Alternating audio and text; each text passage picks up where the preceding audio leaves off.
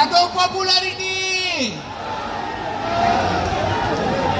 আমাকে সেদিন মুর্শিদাবাদের একটা ছেলে বললো দাদা জানেন না, আরে আমাদের যুব সভাপতি আছে, বলে জানেন না দাদা, আমার নতুন গাড়িটা 8 মাস ধরে আমাদের সাইনে দিদি রেখে দিয়েছিল ইলেকশন প্রচারের জন্য।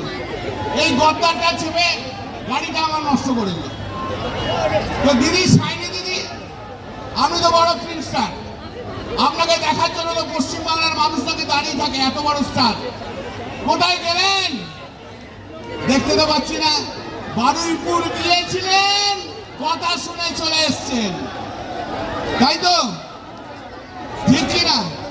আর দিদি আমার রচনা দিদি, আহা, अरे दीदी नंबर नहीं है, ये ऐसा दीदी कभी नहीं मिला। दीदी तुम्हारा मुर्दाबाद। তো যাই হোক, লড়াইটা কিন্তু আমাদের বিজেপির বিরুদ্ধে লড়াই। একটু শুনুন ভাই, এই ছেলে, এই ওই শোনা তো।